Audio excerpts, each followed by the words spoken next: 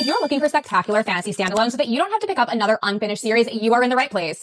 Welcome to part 2 of my mini-series where I'm giving you guys 19 fantasy standalone book recs. Be sure to check out part 1 if you haven't already so that you don't miss the first 9 recommendations. Let's start out with one of my favorite books of all time. Yes, this is the book that I have a tattoo for. Anyway, The Invisible Life of Addie LaRue by B.E. Schwab follows our FMC who makes a deal with a dark god for immortality. But the catch is that no one will ever remember who she is. Also by B.E. Schwab, we have Bury Our Bones in the Midnight Soil, and this story follows 3 very different women throughout history as they each deal with the realities of being a woman in a patriarchal society. Oh, and they're all vampires.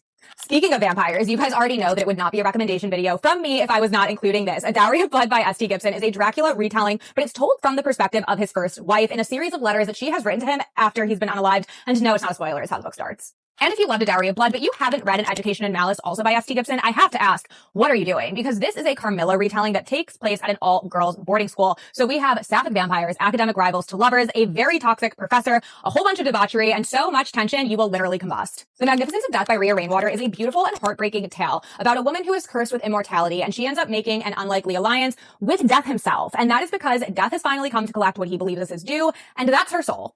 Where the Dark Stand Still by A.B. Pornick is a beautiful YA gothic tale based on Polish folklore about our FMC who ends up making a bit of a bargain with the demon warden of the magical woods by her village that she'll live and work in his house for a year and then he's going to grant her one magical wish. But don't let the YA and fairy tale part of this fool you. This is one of the most heartbreaking books that you will ever read.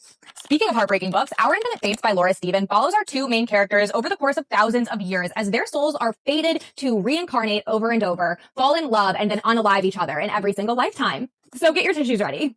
Noxacadia by Carrie Lake is everyone's favorite dark academia professor-student story for a reason. Here we follow our FMC as she is attending college at a mysterious arcane university. And while she's there, she's also trying to uncover the mystery of her mother's unprecedented unaliving that might just be linked back to the school. And finally, for this video, we have my favorite interconnected standalones, Phantasma and Enchantra by Kaylee Smith. So what this means is, yes, these are a part of the Wicked Games series. However, every single book that is going to be written in this series can be read as a standalone. So everything is like tied with a nice little bow by the end. There's no cliffhangers, and each book follows a different set of main characters.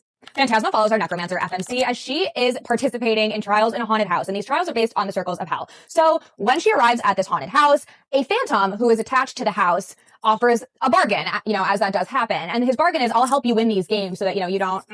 But the catch is that you're going to give me 10 years of your life. Now in Enchantra, we actually follow the younger sister of the FMC from Phantasma, except here, she somehow finds herself on the Italian countryside and she's in a palace. And while she's in this palace, she accidentally gets dragged into extremely dangerous and deadly games with a family of wraiths that is run by a devil from hell, and then it's spectated, watched as if it's a reality show by the citizens of hell.